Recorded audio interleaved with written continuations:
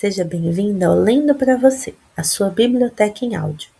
Hoje apresentamos O Espelho, um dos contos mais conhecidos de Machado de Assis. Publicado originalmente em 1882, este conto convida o leitor a refletir sobre identidade, aparência e a maneira como somos vistos pelos outros. Com sua narrativa elegante e instigante, Machado de Assis transforma uma conversa aparentemente simples em uma profunda reflexão sobre a natureza humana. Encontre um lugar confortável e aproveite esta leitura. O Espelho. Esboço de uma nova teoria da alma humana. 4 ou 5 cavalheiros debatiam, uma noite, várias questões de alta transcendência, sem que a disparidade dos votos trouxesse a menor alteração aos espíritos. A casa ficava no morro de Santa Teresa. A sala era pequena, alumiada a velas, cuja luz fundia-se misteriosamente com o luar que vinha de fora. Entre a cidade, com as suas agitações e aventuras, e o céu, em que as estrelas pestanejavam através de uma atmosfera límpida e sossegada, estavam os nossos 4 ou 5 investigadores de coisas metafísicas, resolvendo amigavelmente os mais árduos problemas do universo. Por que 4 ou 5? Rigorosamente eram 4 os que falavam. Mas, além deles, havia na sala um quinto personagem, calado, pensando, cochilando, cuja espórtula no debate não passava de um ou outro resmungo de aprovação. Esse homem tinha a mesma idade dos companheiros, entre 45 anos. Era provinciano, capitalista, inteligente, não sem instrução, e, ao que parece, astuto e cáustico. Não discutia nunca, e defendia-se da abstenção como paradoxo, dizendo que a discussão é a forma polida do instinto batalhador, que jaz no homem como uma herança bestial, e acrescentava que os serafins e os querubins não controvertiam nada, e aliás eram a perfeição espiritual e eterna. Como desse esta mesma resposta naquela noite, contestou-lhe um dos presentes e desafiou-o a demonstrar o que dizia, se era capaz. Jacobina, assim se chamava ele, refletiu um instante e respondeu: pensando bem, talvez o senhor tenha razão. Vai senão quando, no meio da noite, sucedeu que este casmurro usou da palavra, e não 2 ou 3 minutos, mas 30 ou 40. A conversa, em seus meandros, veio a cair na natureza da alma, ponto que dividiu radicalmente os 4 amigos. Cada cabeça, cada sentença.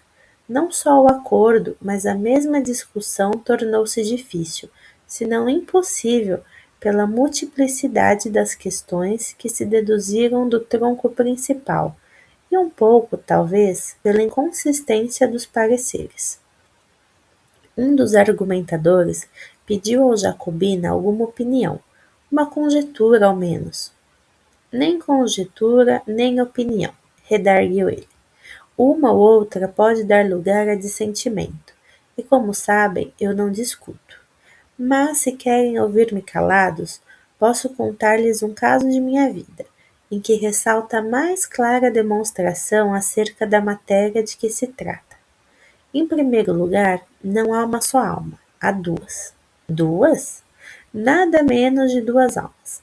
Cada criatura humana traz 2 almas consigo, uma que lhe olha de dentro para fora e outra que olha de fora para dentro. Espantem-se à vontade.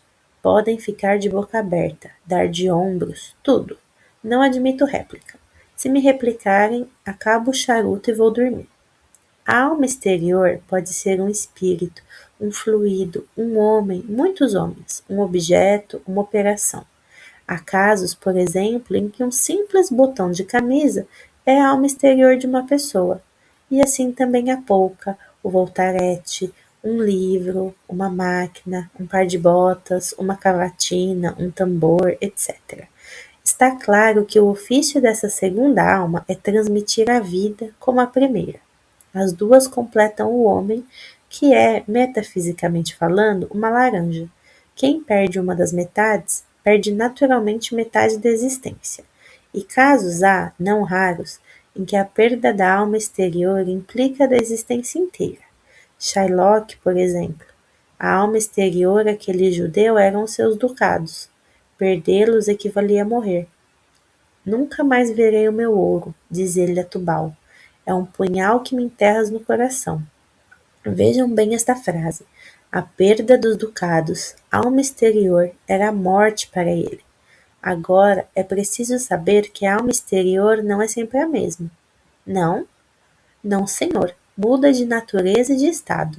Não aludo a certas almas absorventes, como a pátria, com a qual disse o Camões que morria, e o poder, que foi a alma exterior de César e de Cromwell. São almas energéticas e exclusivas. Mas há outras, embora energéticas, de natureza mudável.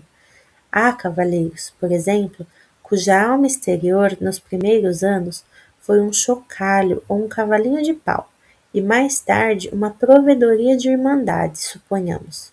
Pela minha parte, conheço uma senhora, na verdade gentilíssima, que muda de alma exterior 5, 6 vezes por ano. Durante a estação lírica é a ópera. Cessando a estação, a alma exterior substitui-se por outra, um concerto, um baile do cassino, a Rua do Ouvidor, Petrópolis. Perdão, essa senhora quem é? Essa senhora é parenta do diabo e tem o mesmo nome, chama-se Legião. E assim outros mais casos. Eu mesmo tenho experimentado dessas trocas. Não as relato, porque iria longe. Restrinjo-me ao episódio de que lhes falei, um episódio dos meus 25 anos. Os 4 companheiros, ansiosos de ouvir o caso prometido, esqueceram a controvérsia. Santa curiosidade! Tu não és só a alma da civilização, és também o pomo da concórdia, fruta divina, de outro sabor que não aquele pomo da mitologia. A sala, até há pouco ruidosa de física e metafísica, é agora um mar morto. Todos os olhos estão no Jacobina, que conserta a ponta do charuto, recolhendo as memórias. Eis aqui como ele começou a narração. Tinha 25 anos, era pobre e acabava de ser nomeado alferes da Guarda Nacional. Não imaginam o acontecimento que isto foi em nossa casa. Minha mãe ficou tão orgulhosa, tão contente, chamava-me o seu alferes. Primos e tios, foi tudo uma alegria sincera e pura. Na vila, note-se bem, houve alguns despeitados, choro e ranger de dentes, como na escritura, e o motivo não foi outro senão que o posto tinha muitos candidatos e que esses perderam. Suponho também que uma parte do desgosto foi inteiramente gratuita, nasceu da simples distinção. Lembro-me de alguns rapazes que se davam comigo e passaram a olhar-me de revés durante algum tempo. Em compensação, tive muitas pessoas que ficaram satisfeitas com a nomeação, e a prova é que todo o fardamento me foi dado por amigos. Vai então uma das minhas tias, Dona Marcolina, viúva do capitão Peçanha, que morava muitas léguas da vila, num sítio escuso e solitário, desejou ver-me e pediu que fosse ter com ela e levasse a farda. Fui, acompanhado de um pajem, que daí a dias tornou à vila, porque a tia Marcolina apenas me pilhou no sítio. Escreveu a minha mãe dizendo que não me soltava antes de um mês, pelo menos. E abraçava-me. Chamava-me também o seu alferes. Achava-me um rapagão bonito. Como era um tanto patusca, chegou a confessar que tinha inveja da moça que houvesse de ser minha mulher. Jurava que em toda a província não havia outro que me pusesse o pé adiante. E sempre alferes. Era alferes para cá, alferes para lá, alferes a toda hora. Eu pedia-lhe que me chamasse Joãozinho, como dantes. E ela abanava a cabeça, bradando que não, que era o senhor alferes. Um cunhado dela, irmão do finado Peçanha, que ali morava, Não me chamava de outra maneira. Era o senhor alferes, não por gracejo, mas a sério e à vista dos escravos, que naturalmente foram pelo mesmo caminho. Na mesa tinha eu o melhor lugar, e era o primeiro servido. Não imaginam. Se lhes disser que o entusiasmo da tia Marcolina chegou ao ponto de mandar pôr no meu quarto um grande espelho, obra rica e magnífica, que destoava do resto da casa, cuja mobília era modesta e simples. Era um espelho que lhe dera a madrinha, e que esta herdara da mãe, que o comprara a uma das fidalgas vindas em 1808, com a corte de Dom João VI. Não sei o que havia nisso de verdade, era tradição. O espelho estava naturalmente muito velho, mas via-se-lhe ainda o ouro, comido em parte pelo tempo. Uns delfins esculpidos nos ângulos superiores da moldura, uns enfeites de madrepérola e outros caprichos do artista. Tudo velho, mas bom. Espelho grande? Grande. E foi, como digo, uma enorme fineza, porque o espelho estava na sala, era a melhor peça da casa. Mas não houve forças que a demovessem do propósito. Respondia que não fazia falta, que era só por algumas semanas, e finalmente que o senhor alferes merecia muito mais. O certo é que todas essas coisas, carinhos, atenções, obséquios, fizeram em mim uma transformação, que o natural sentimento da mocidade ajudou e completou. Imaginam, creio eu? Não. O alferes eliminou o homem. Durante alguns dias as duas naturezas equilibraram-se, mas não tardou que a primitiva cedesse à outra. Ficou-me uma parte mínima de humanidade. Aconteceu então que a alma exterior, que era dantes o sol, o ar, o campo, os olhos das moças, mudou de natureza e passou a ser a cortesia e os rapapés da casa. Tudo o que me falava do posto, nada do que me falava do homem. A única parte do cidadão que ficou comigo foi aquela que entendia com o exercício da patente. A outra dispersou-se no ar e no passado. Custa-lhes acreditar, não? Custa-me até entender, respondeu um dos ouvintes. Vai entender. Os fatos explicarão melhor os sentimentos. Os fatos são tudo. A melhor definição do amor não vale um beijo de moça namorada. E se bem me lembro, um filósofo antigo demonstrou o movimento andando. Vamos aos fatos. Vamos ver como, ao tempo em que a consciência do homem se obliterava, a do alferes tornava-se viva e intensa. As dores humanas, as alegrias humanas, se eram só isso, mal obtinham de mim uma compaixão apática ou um sorriso de favor. No fim de 3 semanas era outro, totalmente outro. Era exclusivamente alferes. Ora, um dia recebeu a tia Marcolina uma notícia grave. Uma de suas filhas, casada com um lavrador residente dali a 5 léguas, estava mal e à morte. Adeus, sobrinho, adeus, alferes. Era a mãe extremosa, armou logo uma viagem, pediu ao cunhado que fosse com ela e a mim que tomasse conta do sítio. Creio que, se não fosse a aflição, disporia o contrário, deixaria o cunhado e iria comigo. Mas o certo é que fiquei só, com os poucos escravos da casa.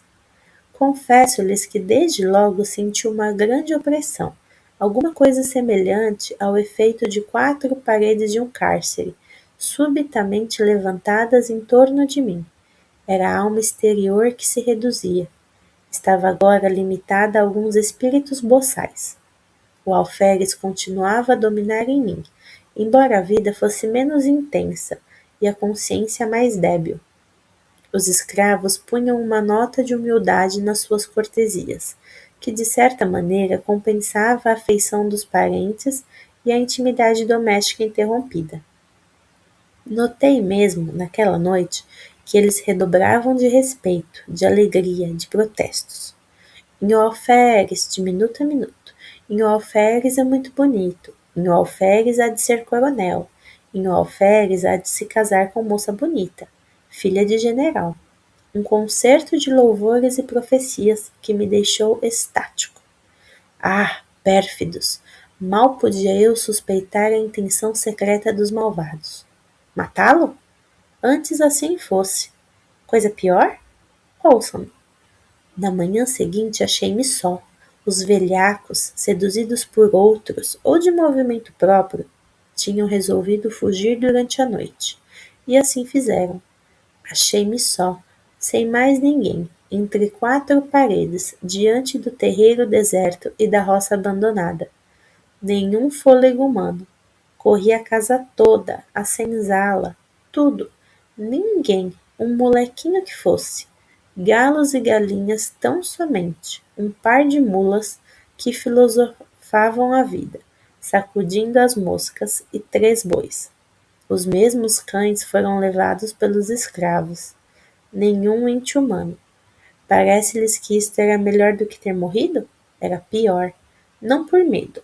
Juro-lhes que não tinha medo. Era um pouco atrevidinho, tanto que não senti nada durante as primeiras horas. Fiquei triste por causa do dano causado à tia Marcolina. Fiquei também um pouco perplexo, não sabendo se devia ir ter com ela, para lhe dar a triste notícia, ou ficar tomando conta da casa. Adotei o segundo alvitre, para não desamparar a casa e porque, se a minha prima enferma estava mal, eu ia somente aumentar a dor da mãe, sem remédio nenhum. Finalmente, esperei que o irmão do tio Peçanha voltasse naquele dia ou no outro, visto que tinha saído havia já 36 horas. Mas a manhã passou sem vestígio dele. À tarde comecei a sentir a sensação como de pessoa que houvesse perdido toda a ação nervosa e não tivesse consciência da ação muscular. O irmão do tio Peçanha não voltou nesse dia, nem no outro, nem em toda aquela semana. A minha solidão tomou proporções enormes. Nunca os dias foram mais compridos. Nunca o sol abrasou a terra com uma obstinação mais cansativa. As horas batiam de século a século no velho relógio da sala, cuja pêndula tic-tac, feria minha alma interior, como um piparote contínuo da eternidade. Quando, muitos anos depois, li uma poesia americana, creio que de Longfellow, e topei este famoso estribilho: Never, forever, forever, never. Confesso-lhes que tive um calafrio. Recordei-me daqueles dias medonhos. Era justamente assim que fazia o relógio da tia Marcolina. Never, forever, forever, never. Não eram golpes de pêndula, era um diálogo do abismo, um cochicho do nada. E então de noite. Não que a noite fosse mais silenciosa. O silêncio era o mesmo que de dia, mas a noite era sombra, era a solidão ainda mais estreita, ou mais larga. Tic-tac, tic-tac. Ninguém nas salas, na varanda, nos corredores, no terreiro, ninguém em parte nenhuma. Riem-se? Sim, parece que tinha um pouco de medo. Oh, fora bom se eu pudesse ter medo, viveria. Mas o característico daquela situação é que eu nem sequer podia ter medo, isto é, o medo vulgarmente entendido. Tinha uma sensação inexplicável. Era como um defunto andando, um sonâmbulo, um boneco mecânico. Dormindo era outra coisa. O sono dava-me alívio, não pela razão comum de ser irmão da morte, mas por outra. Acho que posso explicar assim esse fenômeno. O sono, eliminando a necessidade de uma alma exterior, deixava atuar a alma interior. Nos sonhos, fardava-me orgulhosamente, no meio da família e dos amigos, que me elogiavam o garbo, que me chamavam alferes. Vinha um amigo de nossa casa e prometia-me o posto de tenente, outro de capitão ou major, e tudo isso fazia-me viver. Mas quando acordava, dia claro, esvaía-se com o sono a consciência do meu ser novo e único, porque a alma interior perdia a ação exclusiva e ficava dependente da outra, que teimava em não tornava. Eu saía fora, a um lado e outro, a ver se descobria algum sinal de regresso. Sour Anne, ne vois-tu rien venir? Nada, coisa nenhuma, tal qual como na lenda francesa. Nada mais do que a poeira da estrada e o capinzal dos morros. Voltava para casa, nervoso, desesperado, estirava-me no canapé da sala. Tic-tac, tic-tac. Levantava-me, passeava, tamborilava nos vidros das janelas, assobiava. Em certa ocasião, lembrei-me de escrever alguma coisa, um artigo político, um romance, uma ode. Não escolhi nada definitivamente. Sentei-me e tracei no papel algumas palavras e frases soltas, para intercalar no estilo. Mas o estilo, como tia Marcolina, deixava-se estar. Sour Ann, coisa nenhuma. Quando muito via negrejar a tinta e alvejar o papel. Mas não comia? Comia mal, frutas, farinha, conservas, algumas raízes tostadas ao fogo, mas suportaria tudo alegremente, se não for a terrível situação moral em que me achava. Recitava versos, discursos, trechos latinos, liras de Gonzaga, oitavas de Camões, décimas, uma antologia em 30 volumes. Às vezes fazia ginástica, outra dava beliscões nas pernas, mas o efeito era só uma sensação física de dor ou de cansaço, e mais nada. Tudo silêncio, um silêncio vasto, enorme, infinito, apenas sublinhado pelo eterno tic-tac da pêndula. Tic-tac, tic-tac. Na verdade, era de enlouquecer. Vão ouvir coisa pior. Convém dizer-lhes que desde que ficara só, não olhara uma só vez para o espelho. Não era abstenção deliberada, não tinha motivo. Era um impulso inconsciente, um receio de achar-me um e dois, ao mesmo tempo, naquela casa solitária. E se tal explicação é verdadeira, nada prova melhor a contradição humana, porque no fim de 8 dias deu-me na veneta de olhar para o espelho, com o fim justamente de achar-me dois. Olhei e recuei. O próprio vidro parecia conjurado com o resto do universo. Não me estampou a figura nítida e inteira, mas vaga, esfumada, difusa, sombra de sombra. A realidade das leis físicas não permite negar que o espelho reproduziu-me textualmente, com os mesmos contornos e feições. Assim devia ter sido, mas tal não foi a minha sensação. Então tive medo. Atribuí o fenômeno à excitação nervosa em que andava. Receei ficar mais tempo e enlouquecer. Vou-me embora, disse comigo, e levantei o braço com um gesto de mau humor, e ao mesmo tempo de decisão, olhando para o vidro. O gesto lá estava, mas disperso, esgaçado, mutilado. Entrei a vestir-me, murmurando comigo, tossindo sem tosse, sacudindo a roupa com estrépito, afligindo-me a frio com os botões, para dizer alguma coisa. De quando em quando, olhava furtivamente para o espelho. A imagem era a mesma difusão de linhas, a mesma decomposição de contornos. Continuei a vestir-me. Subitamente, por uma inspiração inexplicável, por um impulso sem cálculo, lembrou-me. Se forem capazes de adivinhar qual foi a minha ideia, diga! Estava a olhar para o vidro, com uma persistência de desesperado, contemplando as próprias feições derramadas e inacabadas, uma nuvem de linhas soltas, informes, quando tive o pensamento. Não, não são capazes de adivinhar. Mas diga, diga! Lembrou-me vestir a farda de alferes. Vestia, aprontei-me de todo, e como estava defronte do espelho, levantei os olhos, e não lhes digo nada.